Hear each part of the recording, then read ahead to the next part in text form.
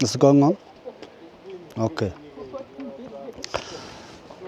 За энэ сайхан хөлзөө өчрөл бүрдсэн өдөр бид өхөн Бутаны хаан тулсын бэлэг тэмдэг болсон Дагцсан буюу Барын уур хэмээхэнд гайхамшигтай сайхан азтд нэрхтэй газар хүрэлцэн ирээд өнөөдөр хэрэгэл мөргөл хаврал даатгал одуулж байна. За яг бидний одоо дуранд харагдаж байгаа энэ цуваа энэ одоо байгууламжил Дагцсангийн одоо Барын уурын сүм байгаа. За гөрөөрөн бүчийн анхлан одоо энэ нутагт морилн саатаж 3 жил 3 сар 3 өдөр бясалгал бүтээл үлдсэн юм төвхтэй. Тийм учраас Важраяна буддизм буюу тарины номлол сургаалыг дагдаг Бурхны шний одоо чин сүжиг зүтэн олны хувьд легэрл горлын хангасан аврал даатгалан одуулдаг тун одоо түүхэн чухал газруудын нэг болж алдарсан. За ялангуяа Бутан буюу одоо энэ Луут улсын гол бэлэг тэмдэг таних тэмдэг гэж хэлж болно.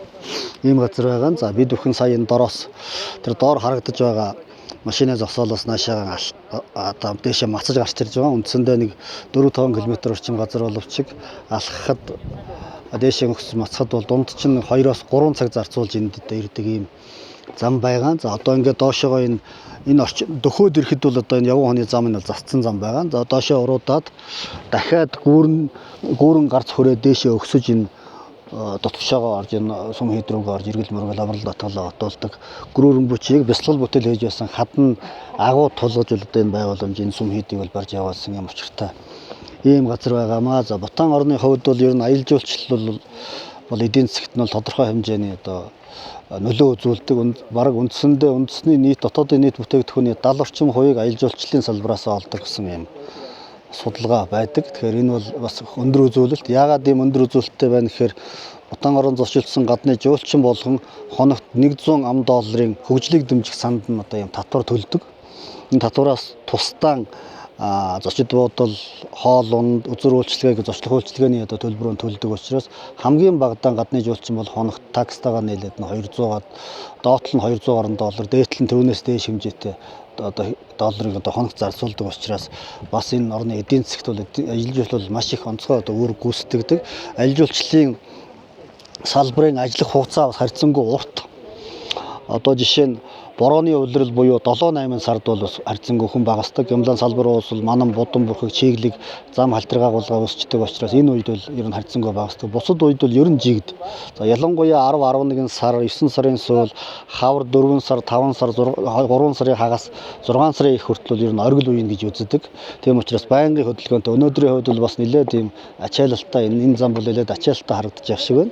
За ингээд бидний хувьд ариуслын зүс Буддатор бол Бутаны хаан тулс руу зочлох аялал жуулчлалын одоо энэ бүтээгдэхүүнийг бас Монголын өсгтөн олон эргэлчин мөргөлчин жуулчдад үзүүлээд бас хэдэн жилиг үдсэн. За ер нь манайхан бол бас өвөрмөц сонин Бурхны шний өн удаан жилийн түүхэн уламжилтаа дунд нь ямар нэгэн байдлаар тасалдаагүй энэ одоо газар орныг үзэж харах сонирхох юм хөсөл сонирхолтой. За ялангуяа Бурхны шинтнүүдийн хувьд тарины одоо номлол сургаалыг дэлгэрүүлдэг хүмүүсийн хувьд бол шүтдэг хүмүүсийн хувьд бол бас энэ гөрөөрөн бүчийн азтдын нэрхт газруудад ирж аврал даатгал одуулах юм хүсэл сонирхол байдаг. За гөрөөрөн бүчийн Ловон Бадам Самбава гэж одоо үндсэн албан нэршлэн. За бид зарим тохиолдолд бас Ловон Бадам Жуна гэж ингэж нэрлээд байдаг.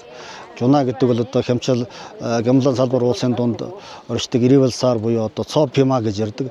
Лянхуа нуур гэсэн үг дээ. Төвдүүд цоо пима гэж хэлдэг. Ирэвэл сар гэж одоо энэ тхгийн одоо нэршлэн бол Ирэвэл сар байгаа. Тэнд байдаг одоо нууранд одоо хөвж явсан гэдэг юм одоо домогтой.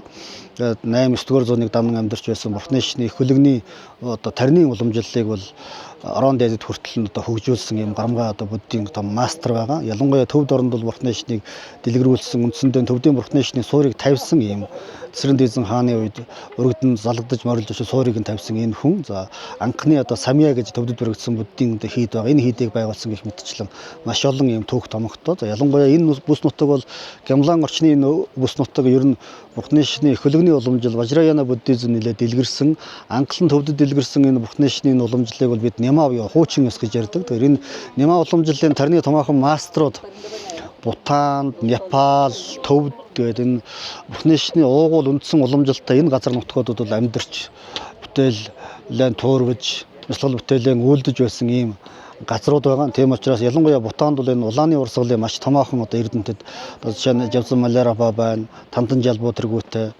маш олон одоо эрдэмтэн мэрэгдийн бүтээлэн үлдэж явсан юм агуунууд, сүм хийдүүд гэх мэтчлэн ийм байгууламжууд байдаг. Тэдгээрийн одоо нэгэн хамгийн одоо алдар цуун төгс нь бол одоо энэ Tiger Nest буюу энэ газар байгаамаа.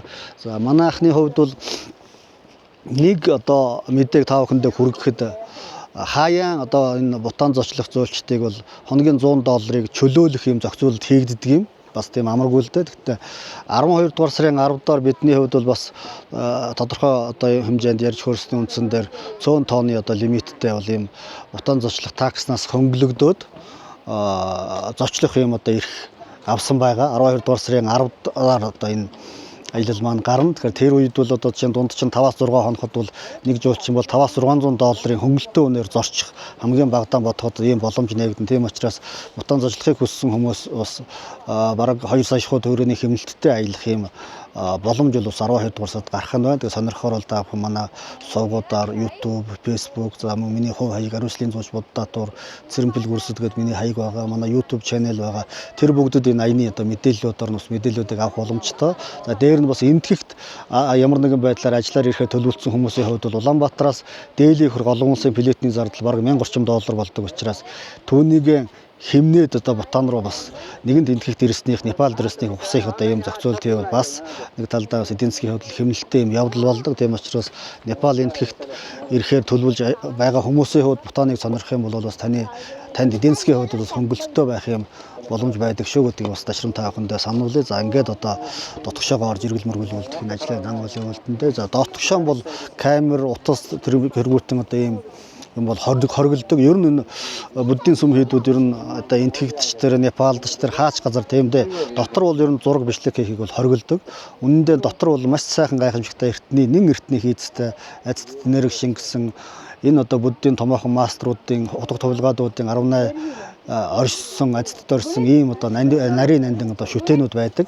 Энэ шүтээнүүдийг зөвхөн өөрийн биеэр нүдээр орж ил үзэх аврал даатгал одуулахтай ийм боломж бүрддэг юм аа. Ингээд дотор тал одоо байдаг ариун нандин шүтээнүүдийн талаар та бүхэндээ бас тусад нь одоо жич нэгэн одоо тайлбарыг ингээд хүргье гэж ингэж бодож байна. За ингээд та бүхэндээ одоо өнөөдрийн сайхан ариун дагшин орноос одоо хийсэн мэдээллийг одоо хүргэж байна. Энэ хүрээд одоо ингээд яриагаа өндөрлөё.